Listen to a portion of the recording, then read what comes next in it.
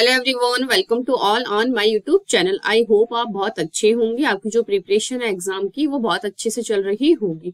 तो आज मैं आपके लिए एक न्यू वीडियो लेके आई हूँ। वीडियो में आज हम बात करेंगे जो आपको CSIR नेट में जो आपका ऑनलाइन CBT मोड पर जो आपकी एग्जाम होती है उसमें आपको किस टाइप का इंटरफेस दिखाई देता है। मतलब कि एक तरह से डेमो एग्जाम में आपको किस तरह का आपको पैटर्न दिखता है, उस पैटर्न के बारे में आज हम बात करेंगे कि किस टाइप का आपको इंटरफेस दिखता है, एग्जाम का क्या पैटर्न रहेगा आपका, ठीक है। एंड आप कितने क्वेश्चंस आपको ऑप्ट करने चाहिए और किस तरह के आपको टाइम मैनेजमेंट को लेकर के काम करना है, उन सब के बारे में आज हम इस वीडियो में कवर करेंगे। चलिए स्टार्ट करते हैं एग्जाम पैटर्न एंड डेमो। तो सबसे पहले मैं आपको बताना चाहूंगी कि एग्जाम पैटर्न कैसा होता है, ठीक है। तो पैटर्न के ऊपर हम सबसे पहले बात करें तो आपको पता होगा जो आपको टोटल कितने मार्क्स का पेपर आता है। तो टोटल मार्क्स होते हैं हमारे 200 मार्क्स, ये आपको पता होगा। मैं बात कर रही हूँ अपने CSIR नेट लाइफ साइंस के बारे में, लाइफ साइंस, ठीक है। तो टोटल हमारा जो क्वेश्चन पेपर आता है वो है 120 का, ठीक है। और हमारे जो टोटल क्वेश्चंस आते हैं, टोटल क्वेश्चंस ये 3 पार्ट में डिवाइड होते हैं। एक होता है पार्ट ए, एक होता है पार्ट बी एंड थर्ड होता है हमारे पार्ट सी। तो पार्ट सी में, पार्ट बी में और पार्ट ए में कितने कितने क्वेश्चंस हमें दिए हुए होते हैं और कितने हमें ऑप्ट करने होते हैं, ठीक है। तो अगर हम बात करें पार्ट ए की, तो पार्ट ए में टोटल जो क्वेश्चंस होते हैं, यहाँ मैं लिख रही हूँ टोटल क्वेश्चंस होते हैं 20। पार्ट बी में होते हैं टोटल क्वेश्चन हमारे 50 एंड पार्ट सी में होते हैं हमारे टोटल क्वेश्चन 75, ठीक है। आपको ये ध्यान रखना है। एंड हमारे ये क्वेश्चंस तो गिवन रहते हैं हमारे क्वेश्चन पेपर में, और हमें जो ऑप्ट करने होते हैं या अटेम्प्ट करने होते हैं इसमें है आउट ऑफ 20 हमें यहाँ करने हैं 15, यहाँ हमें करने हैं 35 एंड यहाँ हमें करने हैं 25। तो अब ये देख सकते हैं आप कितने क्वेश्चंस में से आपको कितने क्वेश्चन चूज करने हैं, ठीक है। अटेम्प्ट या फिर आपको चूज करने हैं, ये आपको ध्यान रखना है। अब सबसे बड़ा चैलेंज हमारे सामने क्या होता है कि सी पार्ट का होता है कि हम 75 क्वेश्चंस में से कैसे हम 25 क्वेश्चंस को ऑप्ट करें, क्योंकि इतने सारे क्वेश्चंस में से हमें वो बोलते हैं ना बहुत ज्यादा टाइम टेकिंग होता है एक तरह से। तो इतने सारे क्वेश्चंस में से 25 क्वेश्चंस को ऑप्ट करना हमारे लिए बहुत बड़ा टास्क रहता है या चैलेंज रहता है। तो हमें यहाँ क्या करना है, किस तरह से इस पार्ट के जो क्वेश्चंस है उन्हें हम निकाल जो कि हमें आते हैं वो वाले, ठीक है। तो आपको क्या करना है, जैसे कि फर्स्ट क्वेश्चन अगर हमने देखा, क्वेश्चन नंबर फर्स्ट हमारा हमने पढ़ा, तो अगर हमारा कोई पढ़े हुए यूनिट से या पार्ट से अगर कोई क्वेश्चन आता है तो हार्डली उसकी 1 लाइन या 2 लाइन पढ़ते से ही हमें समझ में आ जाता है कि ये हमारा किस पढ़ी हुई यूनिट से आया है। अगर वो पढ़ी हुई यूनिट से आता है तो आपको उसको या तो आपको एक रफ कॉपी मिलेगी, रफ पेज मिलेगा, उसके ऊपर आपको नोट डाउन करना है इस तरह से पार्ट सी, ठीक है। तो हमें जैसे कि फर्स्ट क्वेश्चन आ रहा है तो फर्स्ट हमने लिख लिया, नेक्स्ट हम स्क्रॉल करेंगे, सेकंड क्वेश्चन हम देखेंगे, अगर हमें आ रहा है तो यहाँ सेकंड भी लिख लेंगे, थर्ड नहीं आ रहा है तो हम नहीं लिखेंगे, अगर हमें सपोज फिफ्थ क्वेश्चन आ रहा है तो हम ये लो फिफ्थ भी लिख लेंगे। इस तरह से हमें लिखते हुए चलना है, ठीक है। अब ऐसे नहीं एक क्वेश्चन को हम जैसे कि बहुत बड़ा क्वेश्चन है, इतना बड़ा क्वेश्चन है, उसके एक एक लाइन पढ़ रहे हैं, ये भी लाइन पढ़ी, ये भी पढ़ी, ये भी पढ़ी, ये भी पढ़ी, पूरी 7-8 लाइन पढ़ ली, तो भी हमें समझ में नहीं आ रहा कि क्वेश्चन हमारी पढ़ी हुई यूनिट से आया है कि नहीं आया है। तो इतना टाइम अगर आप क्वेश्चन चूज करने में लगाओगे 75 आउट ऑफ 25, तो आपको चूज करने में बहुत डिफिकल्टी होगी। और अगर आप इतना टाइम लगाएंगे, मतलब कि समथिंग आपके आधा घंटा आप इसमें खत्म कर दोगे, तो आप पेपर करोगे कब? इसके लिए आपको टाइम को भी देखते हुए चलना है। तो आपको क्या करना है, टाइम को भी आपको लेते हुए चलना है। आपको मैंने अभी बताया है, एक लाइन पढ़ते से ही आपको समझ में आ जाएगा कि आपकी पढ़ी हुई यूनिट से है, उस क्वेश्चन को आपको अपने रफ पेज पे लिख लेना है। सेकंड, आपने क्वेश्चन रीड किया, अगर लग रहा है आपके पढ़े हुए पोर्शन से आया है तो सेकंड को भी आपने अपनी कॉपी में नोट डाउन कर लिया। एंड देन थर्ड नहीं आ रहा, फोर्थ नहीं आ रहा, फिफ्थ नहीं आ रहा, अगर 6 आ रहा है आपको तो 6 में आपको नोट डाउन कर लेना है। इस तरह से आपको जो 75 क्वेश्चन है उनमें से 25 क्वेश्चन आपको ऑप्ट करने हैं, ठीक है। ये हो गया हमारे कैसे हमें क्वेश्चंस को चूज करना है आउट ऑफ 75 में से, ठीक है। तो ये मैंने आपको बता दें, क्योंकि सबसे बड़ा चैलेंज हमारे पास वहां एग्जाम सेंटर के ऊपर इन क्वेश्चंस को ऑप्ट करना ही है कि जो क्वेश्चंस हमें आ रहे हैं उन्हें हम बहुत प्रॉपरली क्या है चूज कर ले। तो ये मैंने आपको बता दिया है। फिर है आपके पास पार्ट सेकंड, सॉरी बी, तो पार्ट बी में आपके क्या है 50 में से 35 क्वेश्चन ही आपको ऑप्ट करने हैं। तो ये तो बहुत इजी वे में आप कर सकते हैं, इसमें ज्यादा टाइम भी नहीं लगता है, क्योंकि आपके पास ओनली लेफ्ट कितने क्वेश्चंस रह रहे हैं, 15 क्वेश्चंस ही रह रहे हैं। तो ये अगर आपको आता है तो आता है, नहीं आता है तो नहीं है, क्योंकि ये वन लाइन टाइप के क्वेश्चंस होते हैं, ऐसे नहीं बहुत बड़े बड़े हो, मतलब कि बहुत जल्दी से आप इन क्वेश्चंस को कर सकते हैं। रही बात हमारे पार्ट ए, ये आपका आता है जनरल एम्पलीट्यूड का, ठीक है। तो इसमें भी क्या है, आपको 20 में से 15 करने तो 5 ही, वो तो हो जाता है। ये है सबसे बड़ा टास्क हमारे पास कि हम कैसे 75 में से 25 को ऑप्ट करते हैं। तो ये मैंने आपको बहुत अच्छे से समझा दिया है। अब आपको क्या करना है, अब सब सेकंड क्वेश्चन रहता है टाइम मैनेजमेंट। टाइम मैनेजमेंट, अब आपको कैसे टाइम को मैनेज करके चलना है। पार्ट ए को कितना टाइम देना है आपको, पार्ट बी जो है आपका उसको कितना टाइम देना है, एंड पार्ट सी को आपको कितना टाइम देना है। ये सब चीजें आपको देखते हुए चलना है, क्योंकि अपने पास कितने मिनट है एग्जाम के अंदर, आपके पास रहेंगे 180 मिनट टोटल, ठीक है। तो आपको यहाँ क्या करना है, यहाँ मैं लिख देती हूँ ऑप्ट जो हमें लेने हैं अटेम्प्ट क्वेश्चंस, उनका नंबर डाल रही हूँ ओनली मैं, ठीक है। ये है 25, ये सब चीजें मैंने डाल दी। अब आपको यहाँ क्या करना है, स्टार्ट कहाँ से करना है। सबसे पहले आपको मैं बता रही हूँ, अपना जो पेपर है वो आता है 180 मिनट का, ये आपको ध्यान होगा। एंड अगर आवर्स में लिखे तो 3 आवर्स का क्या है हमारा पेपर आता है, ये लो, ठीक है। अब 3 आवर्स के पेपर में हमें किस तरह से हमें हमारा टाइम को मैनेज करना है कि हम तीनों पार्ट्स के क्वेश्चंस को बहुत इजी वे में कर सके, करने के बाद हम वापस रीचेकिंग कर सके क्वेश्चंस की, किस तरह से हम इस चीज को मैनेज करेंगे। तो उसके लिए मैं आपको बता रही हूँ। तो आपके पास टोटल है 180 मिनट, ठीक है। अगर हम इसको डिवाइड करें 90 मिनट, रिमेनिंग फिर हमारे पास कितनी बच रही है 90 मिनट, ठीक है। ये मैंने किया है 80 मिनट के 2 पार्ट्स, ठीक है। अब आपको क्या करना है, सबसे पहले पेपर जो स्टार्ट करना है, पेपर आपको स्टार्ट, आपके पास एक ये भी क्वेश्चन रहता है मैम पेपर स्टार्ट हम करें तो कौन से पोर्शन से करें। पेपर जो स्टार्ट करना है आपको हमेशा, आज की बात ही नहीं, हर किसी बच्चे के लिए है ये बात, आपको सबसे पहले पेपर अगर स्टार्ट करो तो सी पार्ट से स्टार्ट करना है। क्यों, इसके पीछे रीजन है। रीजन क्या है, सबसे पहले बात तो इसके जो क्वेश्चंस आते हैं बहुत ज्यादा लेंथी होते हैं, टू लेंथी टाइप के क्वेश्चंस आते हैं, ठीक है। कौन से पार्ट सी के, अगर जस्ट सपोज आपने सबसे पहले स्टार्ट किया पार्ट ए, ठीक है, कर लिया, पार्ट बी हमने कर लिया, लेकिन जो हमारा माइंड है वो तो सैचुरेट होता है ना। जस्ट सपोज हमने आगे की स्टार्टिंग के 1.5 घंटे हमने दे दिया पार्ट ए को एंड पार्ट बी को, बचे हुए टाइम में अगर हम पार्ट सी को देंगे, ठीक है, अगर हम पार्ट ए से या बी से किसी से भी स्टार्ट करते हैं तो हमारा माइंड क्या है सैचुरेट हो जाएगा, क्योंकि उन क्वेश्चंस को पढ़ पढ़ के हम क्या बहुत ज्यादा अपना माथा खपा लेते हैं और बहुत ज्यादा खराब हो जाता है। तो यहाँ तक पहुंचते पहुंचते हमें क्या बोझ सा लगता है, इतने बड़े बड़े जो लेंदी क्वेश्चंस होते हैं इनको रीड करने में हमें बहुत ज्यादा वो बोलते हैं ना, मौत सी आने लग जाती है कि इतने बड़े क्वेश्चन हम कैसे लर्न करें, सॉरी रीड करेंगे। तो इसलिए क्या है, इन सब चीजों से बचने के लिए सबसे पहले हम जो क्वेश्चन स्टार्ट करते हैं वो करते हैं हम पार्ट सी से, क्योंकि बहुत ज्यादा लेंथी टाइप के क्वेश्चंस आते हैं। अगर इनको हम फ्रेश माइंड, क्योंकि हम जाते से जब बैठते हैं तो फ्रेश माइंड के साथ बैठते हैं, ठीक है, तो फ्रेश माइंड से अगर हम वहां पर जाकर बैठेंगे तो बहुत इजी वे में हम क्वेश्चंस को अटेम्प्ट कर पाएंगे, ठीक है। अगर हम इसके अलावा पार्ट सी के अलावा अगर हम पार्ट बी को स्टार्ट करेंगे तो भी हम बहुत इफिशिएंट तरीके से हमारे पेपर को नहीं कर पाएंगे। इसलिए हमें हमेशा जो पेपर स्टार्ट करना है वो करना है पार्ट सी से। बहुत अच्छे से इस चीज को आपको गांठ बांध लेनी है कि पेपर हमें हमेशा पार्ट सी से ही स्टार्ट करना है, क्योंकि इसके जो क्वेश्चंस आते हैं बहुत ज्यादा लेंथी होते हैं। इस वजह से आपको पार्ट सी से स्टार्ट करना है, क्योंकि हम जस्ट जाकर बैठते हैं तो माइंड थोड़ा फ्रेश रहता है, तो हम मेंटली प्रिपेयर भी रहते हैं इतने लंबे क्वेश्चन को पढ़ने के लिए, ठीक है। ये हो गया कि हमें पेपर स्टार्ट कौन से पार्ट से करना है, ये भी मैंने बता दिया। 75 में से 25 कैसे ऑप्ट करना है। अब हम बात कर रहे हैं हमारे टाइम के लिए, ठीक है। अब आपके यहाँ क्या है, टाइम मैनेजमेंट। अब आपको जो 90 मिनट के मैंने जो 2 स्लॉट यहाँ पर किए हैं 180 मिनट की, तो आपको स्टार्टिंग की जो 90 मिनट है वो किसको देने हैं, वो देने हैं हमें हमारे पार्ट सी को।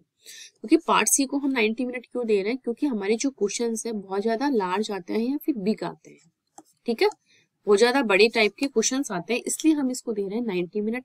अब ऐसे नहीं 90 मिनट ऑनली हम करेंगे ही, इसके अंदर हमें हमारे क्वेश्चन जो है उसको ऑप्ट भी करना है 75 में से 25, वो सारा टाइम भी इसी के अंदर ही इंक्लूड है, ठीक है। ये सारी चीजें मिला करके आपको मैंने दिया है 90 मिनट का टारगेट, जो कि आपको पार्ट सी को कंप्लीट करने के लिए है। अब ऐसे नहीं है, जैसे कि जस्ट सपोज एक बच्चा है, उसके पास आया क्वेश्चन नंबर 2, ठीक है, उसने एक बार पढ़ा, 2 बार पढ़ा, 3 बार पढ़ा, 4 बार, बट उसको पढ़ते ही जा रहा है और उस अपने आंसर तक नहीं पहुंच पा रहा है। तो इस कंडीशन में आपको क्या करना है, उस क्वेश्चन को छोड़ देना है, लीव, ठीक है। क्यों? क्योंकि अगर उस टाइम उस क्वेश्चन को हमने एक बार पढ़ा, हमने 2 मिनट दी हमारी, दूसरी बार पढ़ा और दिमाग पे जोर डाला, 3 मिनट दी, फिर से हमने 3 मिनट दी, जस्ट सपोज आपके पास टोटल मिलाकर के हमने इस क्वेश्चन को दे दी 10 मिनट, 10 से 15 मिनट अपन मान सकते हैं। तो आप जस्ट सपोज आप अगर किसी एक क्वेश्चन को 10 से 15 मिनट दे रहे हैं, तो क्या आप 90 मिनट में पूरे 25 क्वेश्चन कर लोगे? नो। इसलिए क्या है, हमें इतना टाइम नहीं देना है किसी भी क्वेश्चन को। अगर आपको आ रहा है 2 मिनट, 1 मिनट में पता लग जाता है हमें ये क्वेश्चन आ रहा है, ठीक है, और थोड़ा दिमाग पे जोर डालो, हार्डली 4 से 5 मिनट में हमारा एक क्वेश्चन हो जाता है, अगर हमें आता है तो आपको इससे ज्यादा टाइम देना भी नहीं है, ठीक है। मैं ये समझाना चाह रही हूँ, आपको हार्डली 4 मिनट, आपको मैक्सिमम 4 मिनट, 4 to 5 मिनट आप मान सकते हैं, ठीक है, मैक्सिमम एक क्वेश्चन को करने के लिए पर क्वेश्चन। ये आपको टाइम लेकर के चलना है पार्ट सी के लिए। पर क्वेश्चन को करने के लिए आपको 4 to 5 मिनट का टाइम रख सकते हैं, इससे ज्यादा नहीं। अगर इससे ज्यादा आपने अगर खींचा किसी एक क्वेश्चन को पढ़ने में आपने कि मुझे आ रहा है और मैं अगर इसको ट्राई करूंगा तो मैं कर लूंगा, अगर आप इसी तरह की बेवकूफियां या गलतियां करते रहेंगे तो लास्ट में जाते जाते आप 10 क्वेश्चन ही कर पाएंगे और आपका 90 मिनट कब ओवर हो जाएगा आपको पता भी नहीं लगेगा। क्योंकि उसके बाद आपको पार्ट सी भी करना है, पार्ट बी भी करना है एंड पार्ट ए भी करना है, रिमेनिंग क्वेश्चन जो आपके सी के बच्चे हैं वो भी करना है। तो अगर आप एक क्वेश्चन को ही 10 मिनट देंगे तो आप अपना पेपर बहुत अच्छे से बिल्कुल भी टाइम पर नहीं कर पाएंगे। तो इस चीज का आपको ध्यान रखना है, नहीं आ रहा है उसको छोड़ो, आगे बढ़ो, आगे का क्वेश्चन करो।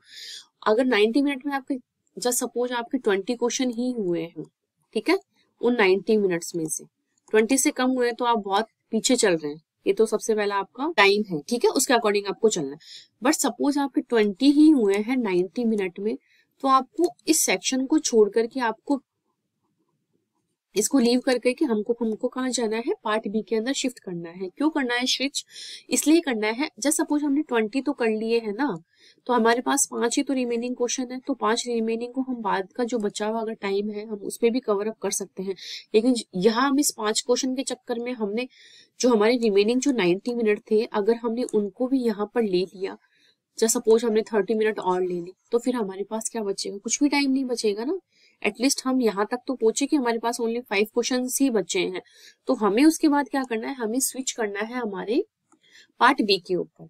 पार्ट बी को हमें अब कितना टाइम देना है वो भी मैं बताती हूँ। अब हम चल रहे हैं पार्ट बी, तो पार्ट बी को हमें देना है 30 मिनट, क्योंकि हमारे पास 35 क्वेश्चन ही तो है, तो हम 30 मिनट में बहुत अच्छे से आराम से कर लेंगे, ठीक है। 30 नहीं तो आप यहाँ 40 मान सकते हो, ठीक है। ये लो 40 मिनट में हमने इसको कर लिया बहुत अच्छे से।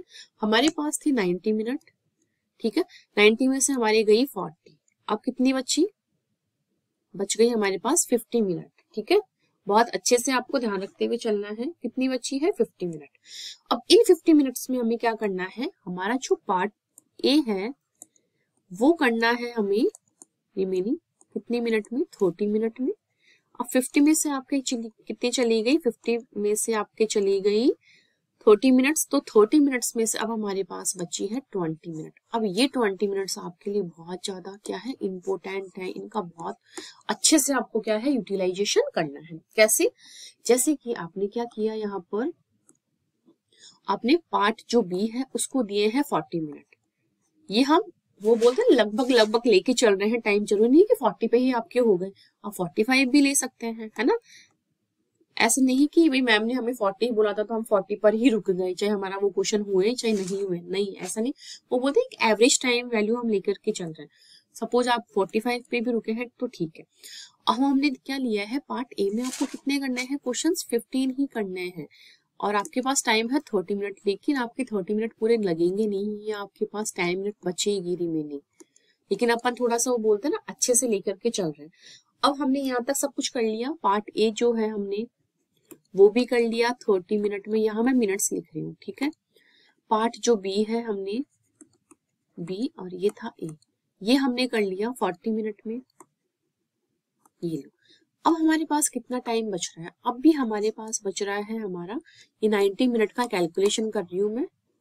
अब हमारे पास बच रहा है यहाँ पर 20 मिनट। कैलकुलेशन आप देख लेना, अगर कोई रॉन्ग हो जाती है तो। यहाँ ठीक है, 90 में से ये 50 बची, 50 में से ये गई तो 20 बची। तो अब ये है हमारे पास क्या है, ये रिमेनिंग बची हुई मिनट्स। ठीक है, इन मिनट्स का यूटिलाइजेशन हमें बहुत सोच समझ के करना है। अब हमें यहाँ क्या करना है, हमारे पास जो 5 क्वेश्चंस बचे हैं, वैसे बचने नहीं चाहिए, बट जस्ट सपोज अगर बच्चे हैं, किसी बच्चे के पास भी 5 बच्चे हो, किसी के पास 2 क्वेश्चन बचे हो, क्या पता किसी के पास 1 बचा हो, तो ये ठीक है, या फिर किसी के पास बचा ही नहीं हो, तो आपको क्या करना है, हमारे सबसे पहले हमें ओपन करना है हमारा पार्ट सी। सारे क्वेश्चंस को देखना है, क्या पता हमने किसी क्वेश्चंस को मार्क 4 रिव्यू दिया हो, किसी को कर लिया हो, फिर भी हमें रिचेक करना है। तो उसके लिए क्या है, हमें पूरा 10 मिनट क्या है, किसको देना है, पूरा 10 मिनट हमें देना है पार्ट सी को। ठीक है, एक बार मैं पहले वो समझा देती हूँ कैसा इंटरफेस दिखता है, तभी आप समझ पाएंगे मार्क 4 रिव्यू क्या होता है। ठीक है, यहाँ अगर हम देखें, इस टाइप का आपको कुछ इंटरफेस दिखेगा, ये देखो। ठीक है, इसमें क्या है, आपको नेशनल टेस्टिंग एजेंसी, ये आपको दिखेगा इस टाइप का। इस तरफ आपके राइट हैंड पर आपको दिखेगा आपका नेम। ठीक है, आपका सब्जेक्ट जैसे लाइफ साइंस, आपका नाम जैसे कि मैं लिख रही हूँ राजकुमारी शर्मा। ठीक है, एंड यहाँ पर आपकी दिखेगी आपको पिक्चर, एंड यहाँ पर आपका जो टाइम ड्यूरेशन है वो चलता जाएगा। तो इस चीज का आपको ध्यान रखना है। वापस मैं रिपीट कर रही हूँ, यहाँ पर क्या है, राइट साइड में आपको यहाँ पर क्या है, मैं अपना नाम लिख रही हूँ प्रॉपर, आपका नाम दिखेगा, कैंडिडेट का नेम। ठीक है, यहाँ आपको दिखेगा आपका सब्जेक्ट, सब्जेक्ट क्या है आपका लाइफ साइंस।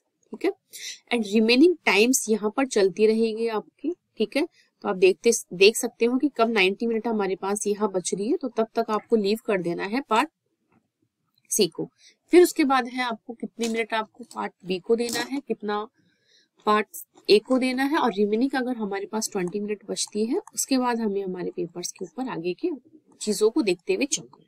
ठीक है, जैसे सपोज आपके यहाँ फर्स्ट क्वेश्चन है, तो यह क्वेश्चन हमें दिया हुआ है। ठीक है, अगर जस्ट सपोज हमने उस क्वेश्चन को क्या कर दिया, आंसर कर दिया, जैसे कि हमने कर दिया ऑप्शन नंबर सेकंड उसको ऑप्ट, अगर हमने उस क्वेश्चन को आंसर कर दिया, तो जो हमें ब्रैकेट मिलेगा वो हमारा, ये क्वेश्चन फर्स्ट है, वो मिलेगा हमें हमारा ग्रीन कलर का ब्रैकेट। इस तरह से आपको ग्रीन कलर का दिखेगा। ये लो, मैंने ग्रीन बना दिया। जस्ट सपोज आपने क्या किया है, उस क्वेश्चन को आंसर नहीं किया है, तो आपको कैसा दिखेगा, ये इस तरह का दिखेगा, ऑरेंज कलर का। ये लो, अगर आपने आंसर कर दिया है, तो आपको जो ये ब्रैकेट्स है, ये जो दिए हुए हैं, ये दिखेगा आपको ग्रीन। अगर हमने उसको आंसर नहीं किया है, तो ये आपको दिखेगा इस तरह से ऑरेंज। ठीक है, जस्ट सपोज हमने उसको आंसर भी कर दिया, बट उसको हमने क्या कर दिया, save and mark for review, मतलब कि हमने उसको सेव तो कर दिया है, ठीक है, बट हमने उसके लगाया है मार्क फॉर रिव्यू, मतलब हम इसको बाद में चेक करेंगे। ठीक है, तब आपके आएगा इस टाइप का पर्पल कलर का बना। ठीक है, जस्ट सपोज आपने अगर किया है, उसको आंसर भी कर दिया, ठीक है, एंड लगाया है मार्क फॉर रिव्यू के लिए, तो आपको कुछ इस टाइप का दिखेगा, मतलब कि पर्पल रंग के बॉक्स होगा। उस बॉक्स के अंदर क्या है, मैं एक बार पर्पल कलर बना देती हूँ। ये है आपका पर्पल कलर का बॉक्स। ठीक है, अगर आपने इसको आंसर किया है एंड उसके अंदर क्या लगाया है, आपने मार्क फॉर रिव्यू लगाया, तो पर्पल कलर के बॉक्स के अंदर इस तरह से आपको डॉट दिखेगा। क्या लिखा हुआ है, आप इनको पढ़ो अच्छे से।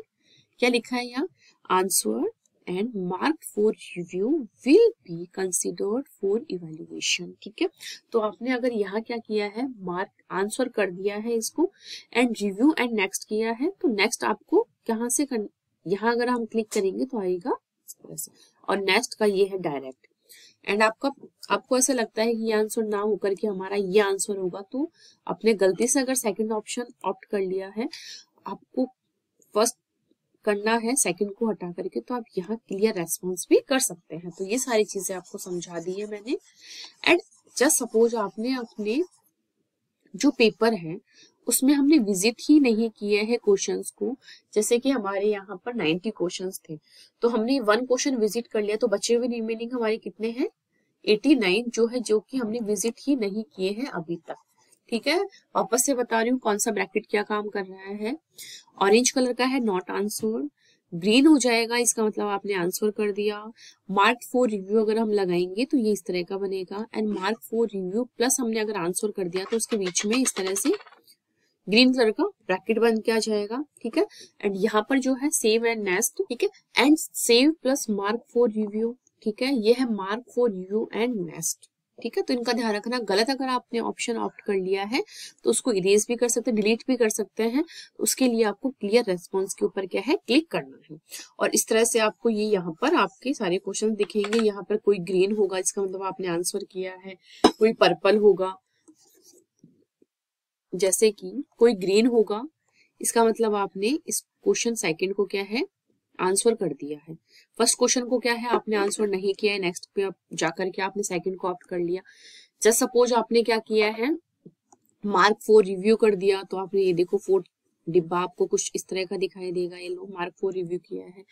और जस्ट सपोज आपने किसी क्वेश्चन को आंसर किया है एंड मार्क फॉर रिव्यू लगाया है, तो आपको कैसा दिखेगा, आपको दिखेगा कुछ इस टाइप का। ये लो मैंने इन डिब्बों में ही बना करके आपको समझा दिया। ठीक है, तो ये है आपका इंटरफेस, तो आपको पता लग जाएगा, मैंने समझा दिया। सेम इसी टाइप का आपको एग्जामिनेशन सेंटर पे दिखाई देगा, तो आपको इसको अच्छे से देख लेना है। कौन से जो की है, कौन सा बटन है, उसका क्या मतलब है, येलो रंग क्या शो कर रहा है आपको, सॉरी ऑरेंज, रेड क्या शो कर रहा है, आपकी जो भी कलर्स है, पर्पल हुआ, ग्रीन हुआ, इन सारे कलर्स का आपको ध्यान रखना है। ठीक है, अब मैंने आपको क्या बता रही थी, मैं आपको हाँ टाइम का मैं बता रही थी। जैसे कि आपको मैंने बताया आपके पास रिमेनिंग 20 मिनट थी। 20 मिनट में आपने क्या किया, 10 मिनट आपने उन क्वेश्चंस को किया जो आपके बच रहे थे। जैसे बचने तो नहीं चाहिए लेकिन फिर भी बचे तो आपने 10 मिनट में कर लिया। बाकी के 10 मिनट में आपको क्या करना है, आपने कोई क्वेश्चन मार्क फॉर रिव्यू तो नहीं लगाया, किसी को आंसर करके मार्क फॉर रिव्यू नहीं लगाया हो, मतलब इस टाइप के जो क्वेश्चंस आपके अगर कोई बच रहे हैं तो उनको देखते हुए चलना है। और आपने जो भी पूरा पेपर किया है उसको बहुत जल्दी जल्दी स्क्रॉल करके देखना है कि हमने जो क्वेश्चंस किए हैं वो बिल्कुल, वो बोलते हैं लास्ट टाइम फाइनल अपन चेक करते हैं कि हमने सारी चीजें बिल्कुल अच्छे से की है कि नहीं की। तो उसके लिए आपको 10 मिनट रखनी है। पर क्वेश्चन को आपको चेक करने में 1 मिनट लगेगी हार्डली, मतलब 1 मिनट से भी कम। 1 मिनट में आप 2 क्वेश्चन आराम से देख लेंगे, तो 10 मिनट बहुत सफिशिएंट होती है अपने पूरे पेपर को चेक करने के लिए। वैसे 15 मिनट होनी चाहिए, वैसे रहेगी आपके पास 20, लेकिन फिर भी अगर आपका थोड़ा सा आगे पीछे चलता रहा टाइम तो उसके अकॉर्डिंग मैं आपको बता रही हूँ, क्योंकि थोड़ा बहुत आगे पीछे चलता है, किसी का जल्दी खत्म हो जाता है, किसी का थोड़ा टाइम कम लगता है किसी को, तो आपको थोड़ा टाइम को देखते हुए चलना है बिल्कुल बहुत अच्छे से। अगर आप 1 मिनट भी ऊपर नीचे हुए तो पूरे पेपर को करने में आपको बहुत ज्यादा दिक्कत आएगी, इसलिए आपको क्या है टाइम को बहुत अच्छे से लेकर के चलना है। ठीक है, तो ये चीज भी मैंने आपको बता दी। अब है सबसे लास्ट क्वेश्चन कि हमें कितने मार्क्स का जो पेपर है, पेपर जो है टोटल आपके आता है 200 मार्क्स का। ठीक है, हमारा पेपर आता है 200 का, बट हम कितने मार्क्स का जो पेपर है वो करके आए जिससे कि हमारा जीआरएफ सिक्योर हो जाए। तो इसके लिए आपको करना है 150 प्लस का पेपर अटेम्प्ट। ठीक है, ये आपको बहुत अच्छे से ध्यान रखना है इस चीज का कि आपको जो पेपर करना है वो 150 प्लस मार्क्स का तो करके ही आना है हर हालत में। ऐसे नहीं है अपन 120 प्लस का पेपर कर रहे हैं तो सपोज आपके 10 मार्क्स की भी नेगेटिव मार्किंग चली गई तो ये लो आप 110 के ऊपर ही अटक गए और आपका जीआरएफ नहीं होगा। इस कंडीशन में आपको क्या करना है, हर हालत में जो पेपर करके आओगे आप वो 150 या 145 प्लस एंड 150 तक का तो होना ही चाहिए मार्क्स से ये। ठीक है, एंड अगर आपकी जस्ट सपोज 10 या 20 मार्क्स की आपकी नेगेटिव मार्किंग भी जा रही है, सपोज कर रहे हैं ना अपन, इसको कुछ फिक्स मत मान लेना, तो आपके पास ले दे के अगर 20 प्लस मार्क्स आ रहे हैं तो आपका क्या हो जाएगा, जीआरएफ सिक्योर हो जाएगा। ये लो, तो इतने का आपको ये सब चीजों का कैलकुलेशन भी लेके चलना है। टोटल पेपर आता है 20 मार्क्स का, 150 प्लस या 145 टू 50 प्लस का आपको पेपर अटेम्प्ट करके आना है। जस्ट सपोज आपकी अगर नेगेटिव मार्किंग भी हो जाती है 10 to 20 मार्क्स की, तो भी आपके पास 120 प्लस मार्क्स और रहेंगे, जिससे कि आपका जा रहा है बिल्कुल क्लियर है कि होगा ही, आप करेक्ट ही करेंगे। तो इस तरह से आपको ये चीजों का भी ध्यान रखना है। कितने मार्क्स का आपको पेपर अटेम्प्ट करना है ये भी मैंने बता दिया है आपको, एंड आपको किस तरह से अपना टाइम मैनेजमेंट लेके चलना है, कैसे पेपर को रीचेक करना है, एंड मैंने आपको ये भी बता दिया क्या आपका वो है, क्या पैटर्न रहेगा। ए मार्क्स जो है आपका कितने नंबर का आएगा, बी मार्क्स कितने का है, सी कितने का है, वो भी मैंने बता दिया। एक सेकंड में मार्क्स का भी आपको थोड़ा सा वो कर लेती हूँ। आपके जो पार्ट सी के पेपर है, सॉरी पेपर में जो पार्ट सी है आपका, सॉरी ए से लेके चलते हैं आपका ना, ए बी एंड सी। तो ये आता है हमारा ए पार्ट 2 नंबर का, ठीक है, ये भी आता है 2 का, एंड जो पार्ट सी आता है इसका जो पर क्वेश्चन है वो 4 मार्क्स का आता है। तो ये आपको ध्यान रखना है। तो इस तरह से आपके 4 इंटू अगर हम ये करेंगे 25, 2 इंटू 35 एंड 2 इंटू 15, तो ये कितना हो जाएगा, ये हो जाएगा 30, ये हो जाएगा 70 एंड ये हो जाएगा 100। इस तरह से टोटल आपका टोटल पेपर आपका, ठीक है। तो ये भी आपको ध्यान है, ठीक है। तो ये भी मैंने बता दिया है। ए पार्ट जो होता है आपका कितने मार्क्स का आता है, 2 मार्क्स का पर क्वेश्चन, बी भी 2 मार्क्स का आता है, सी पार्ट का जो एक क्वेश्चन है आपका वो आता है 4 मार्क्स का, ठीक है। अब मैंने ये चीज भी आपकी क्लियर कर दी है, तो आपको सारी चीजें बता दी है। टाइम मैनेजमेंट कैसा क्या रखना है, किस पार्ट से आपको क्वेश्चन अपना स्टार्ट करना है क्वेश्चन पेपर, और किस तरह से आपको सारी चीजों को मैनेज करते हुए चलना है, सारी चीजें मैंने बहुत अच्छे से क्लियर की है। आपको अब कोई भी डाउट नहीं रहना चाहिए अपने एग्जाम के लिए। अब आपको कोई भी नहीं रोक सकता है आपके एग्जाम को क्रैक करने के लिए। तो बहुत अच्छे से मेहनत कीजिए, पढ़ते रहिए और अपने जो पेपर है उसको क्रैक करने के लिए लगे रहिए कंटिन्यूसली। और अभी मैंने 10 दिन की स्ट्रेटेजी भी डाली है, उसको भी आप अच्छे से फॉलो कीजिए, एंड उसके बाद आपकी आएगा 5 दिन की स्ट्रेटेजी, आपको किस तरह से फॉलो करना है, किस तरह से अपने पेपर को क्रैक करने में आपको सारी चीजें बहुत ज्यादा हेल्प करने वाली है। तो इन सब चीजों को बहुत अच्छे से देखिए और इनको आपको फॉलो भी करना है, ऐसे नहीं देख के साइड में रख दिया, नो, आपको फॉलो भी करते हुए चलना है। ये सारी चीजें ही क्या है आपको सफलता की ओर लेके जाती है। आई होप आपको सारी इन्फॉर्मेशन बहुत अच्छे से समझ में आई होगी। वीडियो अच्छा लगा हो तो प्लीज इसे लाइक कीजिए, अपने दोस्तों को भी शेयर कीजिए, और अगर अभी तक आपने चैनल को सब्सक्राइब नहीं किया है तो इसे